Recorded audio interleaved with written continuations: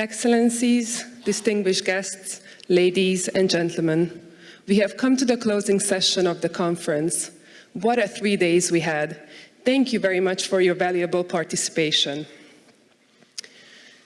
Now you will have the privilege to listen first to His Excellency Mr. Péter Szijjártó, Minister of Foreign Affairs and Trade, who will deliver the official closing speech. Following Mr. Szijjártó, András Szőlősi Nagy will take the floor. András, as the chair of the International Program and Drafting Committee, will present the summary of the Budapest Water Summit. Now, I would kindly like to ask His Excellency, Mr. Péter Szijjártó, to deliver his closing speech.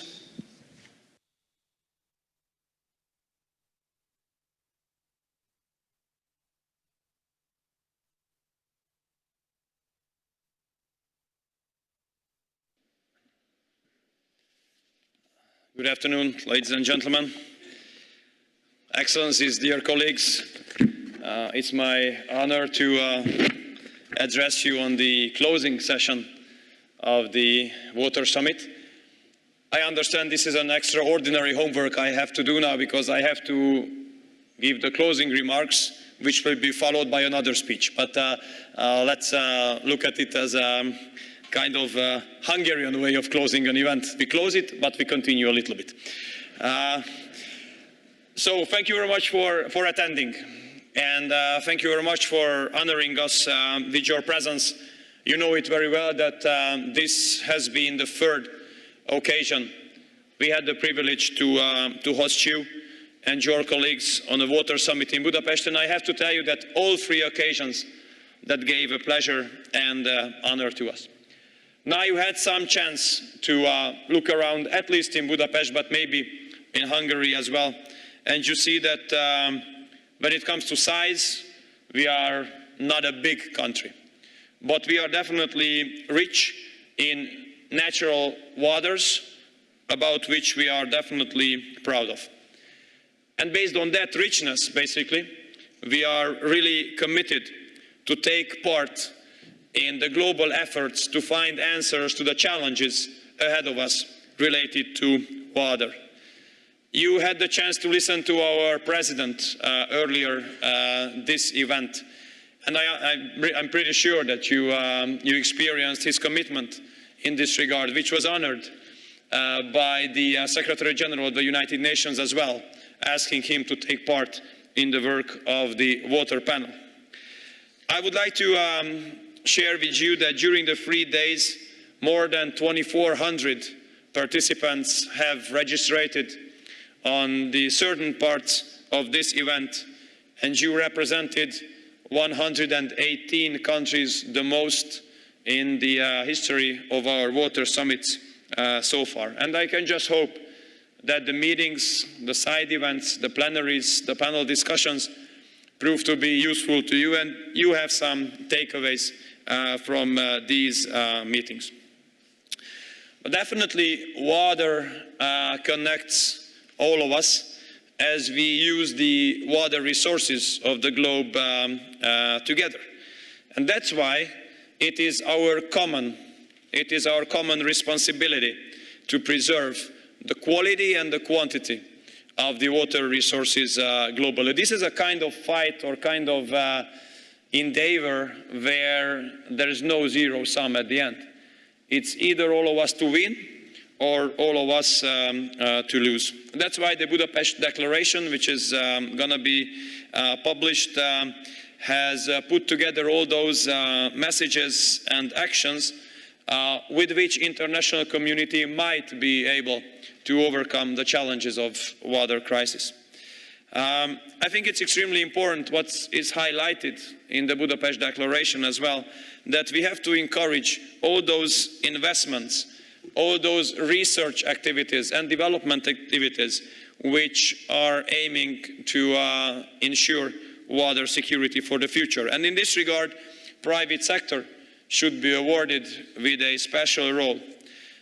You know, we are living exciting times, that's not a question. Changes regarding global politics, changes regarding global economy have been extremely quick, extremely profound, causing turbulences, of course. But when it comes to the changes of global economy, the main thing is that new technologies are coming ahead day by day. New technologies which would have been too much from the perspective of science fiction in the last years as well. New technologies which were totally unimaginable. But these new technologies are making our life easier, sometimes more complicated, and technologies which definitely create totally new circumstances based on digitalization, Internet of Things, I 4.0, you name it. But with these new technologies, at least it's sure that we got a chance to overcome challenges and to solve problems which were supposed to be unsolvable in the past. That's why I really do believe that international organizations, the international community itself, countries, governments themselves, should really allocate financial resources to encourage new technologies to be developed through which we can address so serious challenges like the water crisis. Ladies and gentlemen, we Hungarians try to lead the pack in this regard. Since we are a small country, I told you, small economy, we have to be focused. But water management is definitely an area, an industry, where based on our capacities, our past, our specificities, we proved to be successful enough to make innovations in a way that we can offer now our technologies, know-hows, expertise, best practices, basically all over the world. I understand that the motto of this event was basically threefold: too much water, too little water, and too polluted water. When it comes to too much water, we have to understand that 90% of the natural catastrophes are somehow related to water. In a 20-year period, 43% of natural disasters were floods. And these floods had an impact on 2.3 billion people. And they caused the death of 157,000 and caused harms and damages of $662 billion. 157,000 lives, $662 billion of damage, only in 20 years. When it comes to too little water, there are 2.2 billion people living on Earth who do not have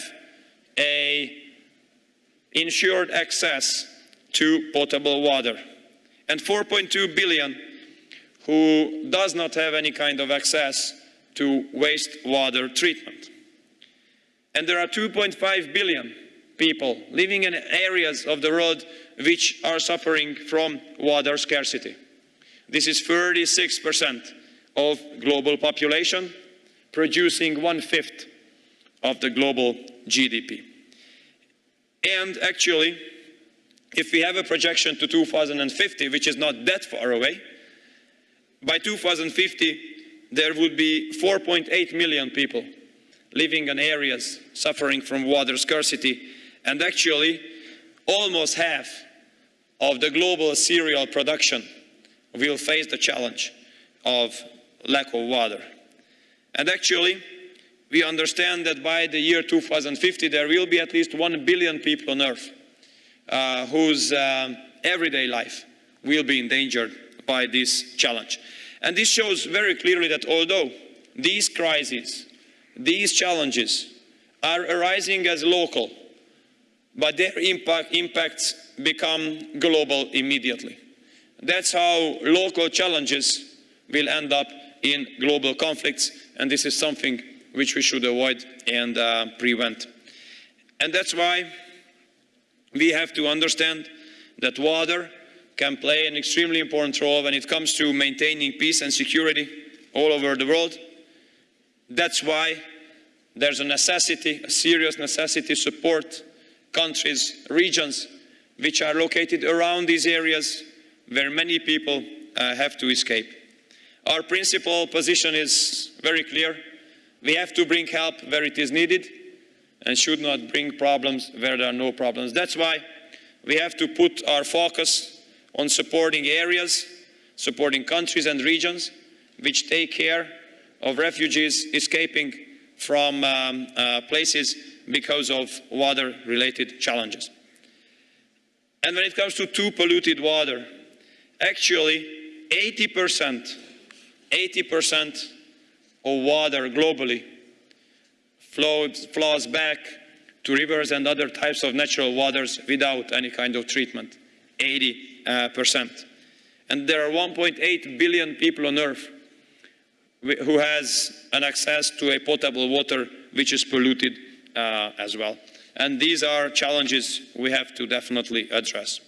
Regarding Agenda 2030, we are committed to fulfill the goals which have been set out in SDGs. In order to prove that, I would like to share with you the information that since 2010, since this administration, since this government has been in power, we have increased our official development assistance by 150%.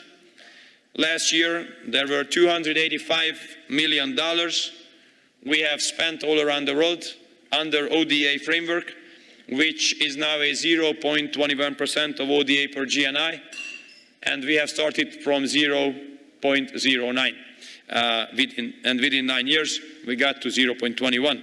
Actually, it is our very important intention to help Africa and to help the Middle East in order to fight poverty, in order to have sustainable development, and to tackle the root causes of migration. In 2018, we have spent $5.3 million. In 2017, we have spent $5.3 million on development programs in Africa. And in 2018, we have increased this number to 25.6 million, basically 5 times. And we have adopted our Africa strategy, in the framework of which we support creation of jobs and sustainable development, because we think it is extremely important from the perspective of European security, that's global security, that we help the African countries to improve their ability to keep their growing population to the same speed as their population grows. If we are unable to do so, then we will face tremendous challenges here in Europe. We deal with the least developed countries as well. We put a lot of emphasis on them. Last year, we have increased our financial assistance to least developed countries 7 times in order to show responsibility and commitment. And we are proud that last year we have started the most significant development assistance program of Hungary ever, spending 16 million euros on a comprehensive and holistic development program in Uganda, under the framework of which we help the Ugandan authorities to provide potable water to 100,000 people on a daily basis living in their refugee settlements. Ladies and gentlemen, dear colleagues, in Hungary, we know very well the significance of cross-border waters. 95% of our rivers originate on a territory of a different country. That's why we know very well that it's neither the water nor pollution stops at the borders. That's why we are absolutely committed supporters of international cooperation on water-related issues. This is one of the most important cornerstones of our foreign policy. Look, we Hungarians are honest people. We like to speak directly and honestly. And in this regard, I have to tell you that we, the generations living nowadays, are responsible to leave here a sustainable planet for our successors. And actually, we do not really have additional years or months to find the solutions, but rather days and hours.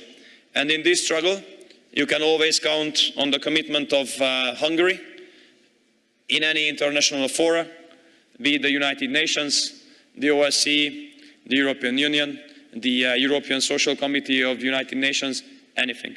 And you can be sure that we will help those countries which are in need on the spot to be able to overcome such kind of crisis.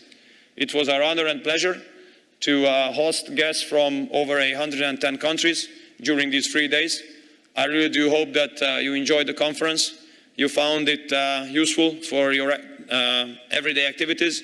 You have some takeaways, and even more importantly, we hope to see you again on the 4th Budapest Water Summit. Thank you very much for your kind attention.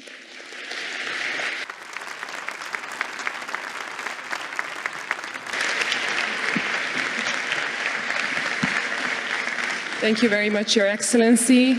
And without further ado, I would like to ask András Szolósi Nagy, Chair of the International Program and Drafting Committee, to take the stage.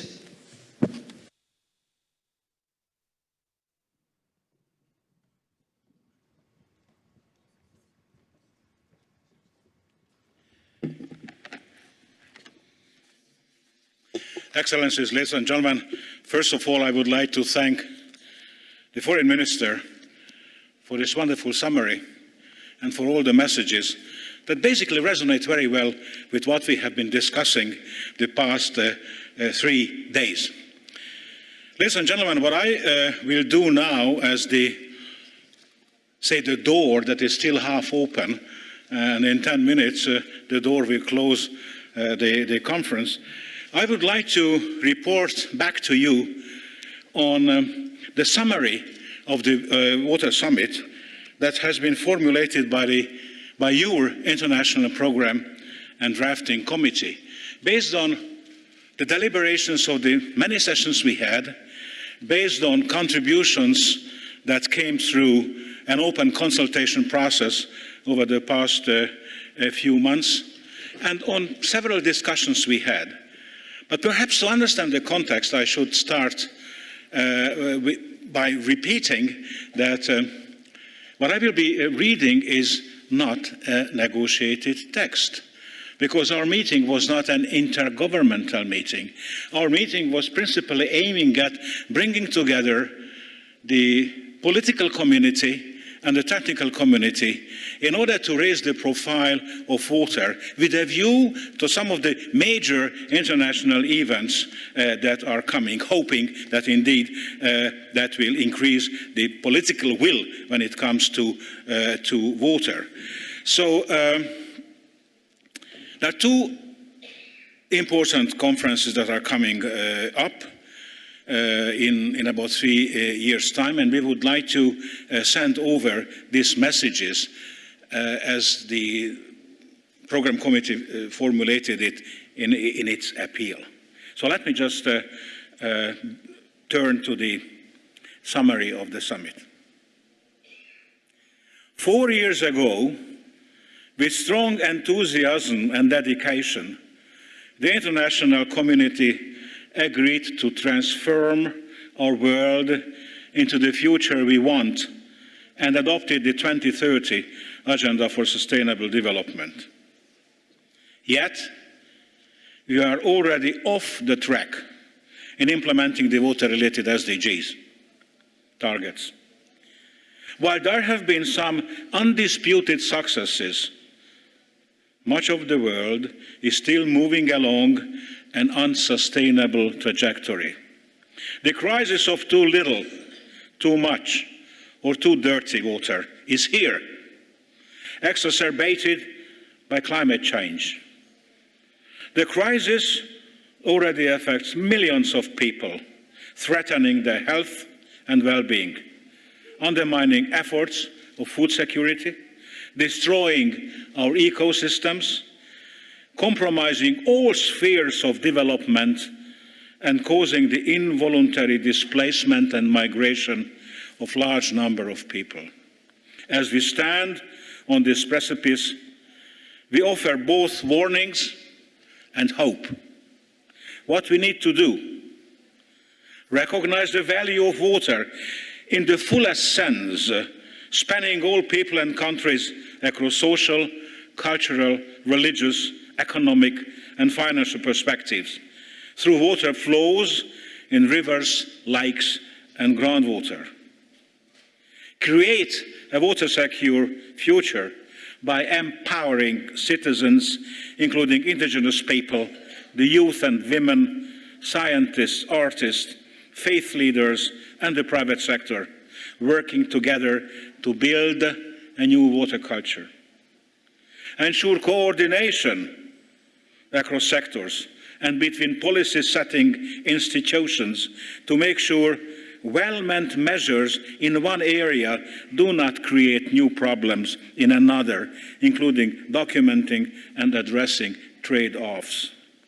Build on the opportunities offered by innovative technologies, remote sensing, the digital methods to help us understand the unprecedented rapid changes that are taking place in the hydrosphere.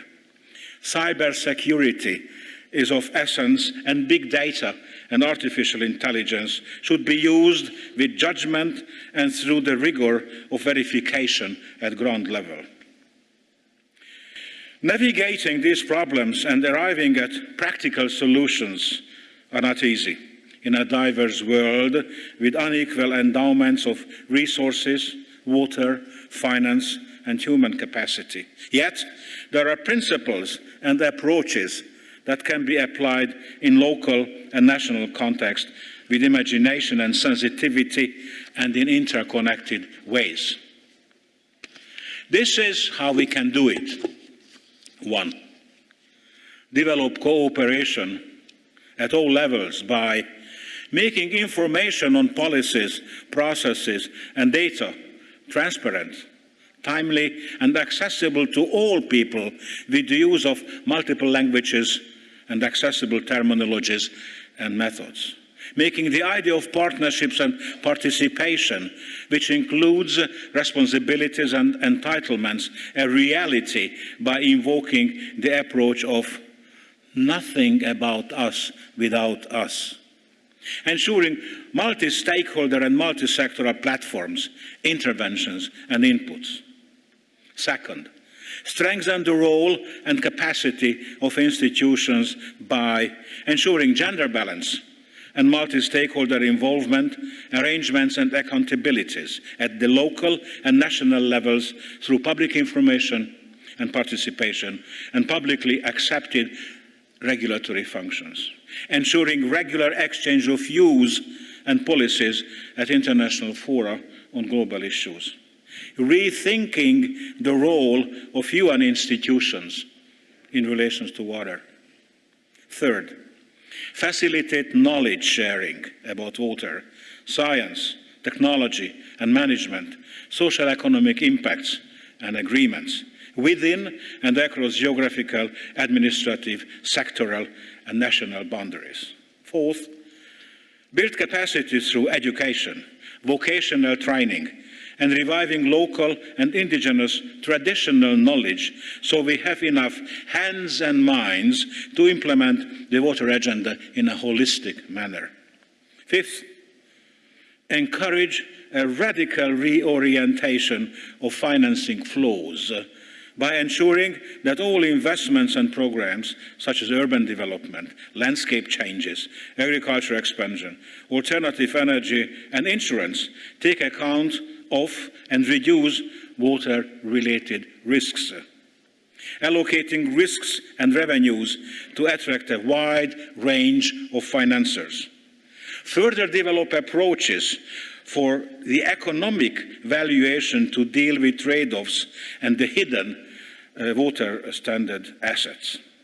Targeting subsidies for water services to the ones who need them.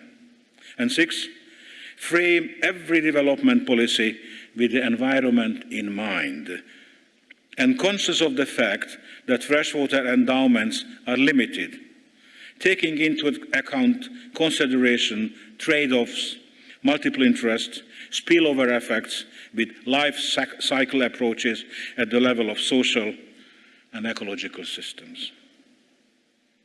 Water is not only the source of life, it as an opportunity and a responsibility. Without good water management, all investments in fighting poverty, improving health, education, ensuring economic development and prosperity, protecting our planet and its ecosystems will be in vain. This is the summary of what you have done over the past 3 years, and I would like to thank everyone individually and collectively for the wonderful work you have been doing. Well, it's to you. Now, I have mentioned that we have 2 major events looming. And I would like to take this opportunity and invite my brother, Mr. Abdullah Sane, who is the Secretary General of the 9th World Water Forum that will be held in Dakar, in Senegal, to join me on the podium and give me the opportunity that I could give him this document, your summary document, to channel it into the deliberations of the Senegal Forum. Abdullah, I certainly hope that you will find some interesting things. Sorry. Thank you very much. Thank you. Would you like to say a few words for it? Some words.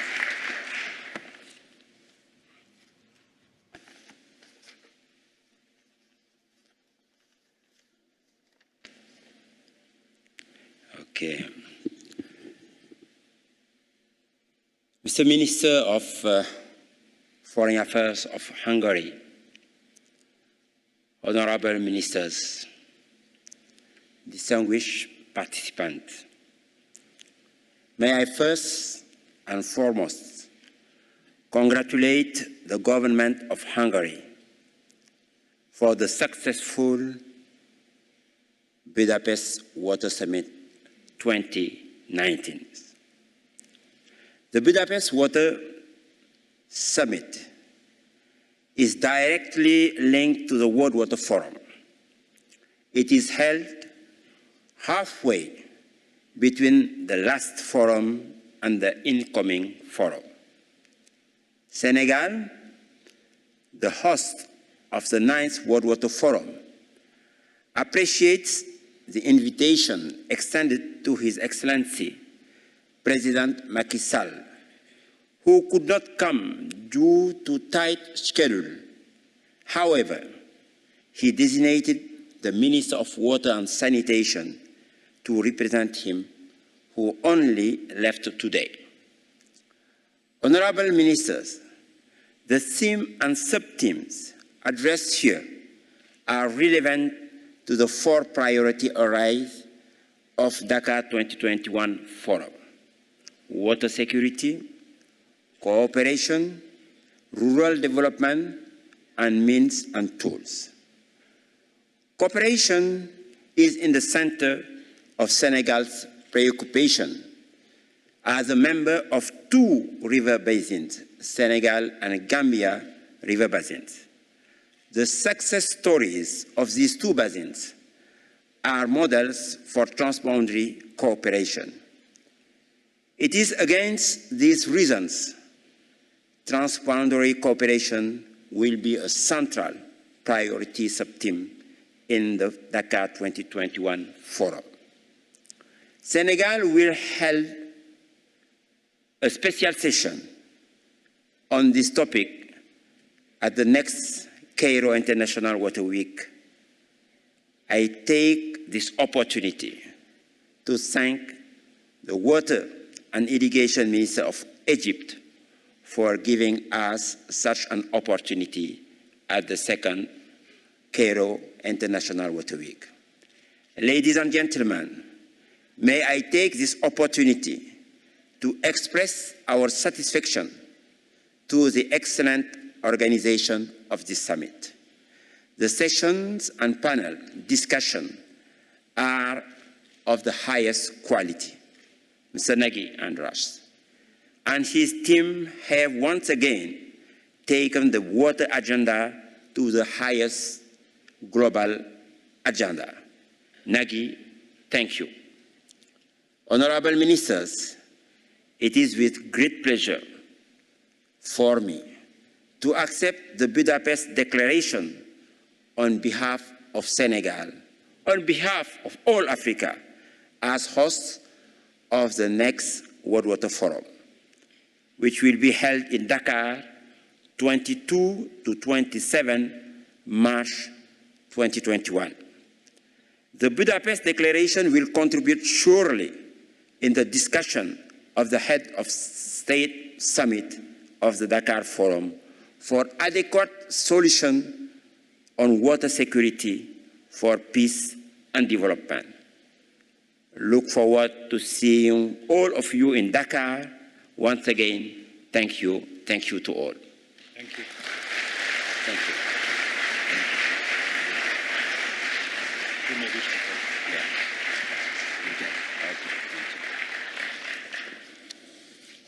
But having an unpronounceable Hungarian double name has a number of benefits. My students call me Professor András something something.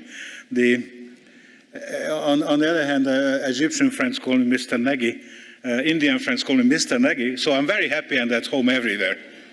Now, the second meeting that is of great importance was already mentioned, and that will be hopefully hosted in the chambers of the United Nations General Assembly.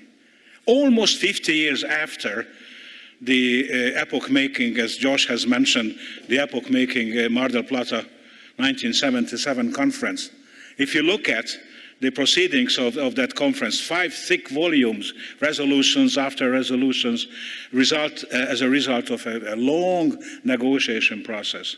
We do hope that the conference which will come up in 2023 will have the same impact as Mar del Plata had. For instance, one of the outcomes of Mar del Plata is what we are doing every day, is integrated water resources management. Now I need the help of Zsófi for a second, so come up.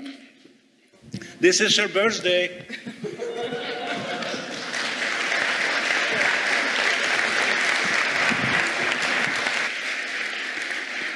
Well, ladies and gentlemen, I would like to thank now the work and activities of my fellow members in the International Programme and Drafting Committee. We have been working behind the scenes, consulting many of you, opening up a web page, and all the comments which we have received will certainly be on that web page for further use and consultation.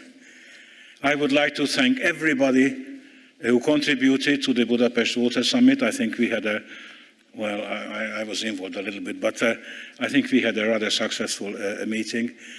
Thanks to you all, thanks to the speakers, thanks to the panelists, thanks to the audience who were sometimes asking nasty questions, and they generated a very, very lively and good discussions. And thank you all for coming to Budapest, and I hope in the rest of the weekend you will enjoy some of the facilities this city offers. Perhaps the younger generation may wish to visit what is called the European Party District, where there's party day and night all the time.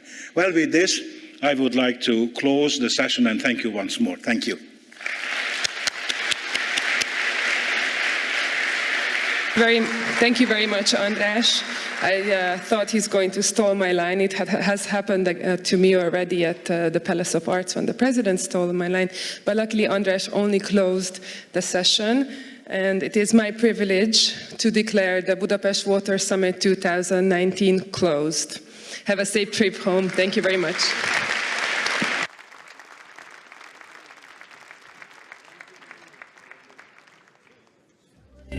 How many times can you fall in love? How many loves make a life?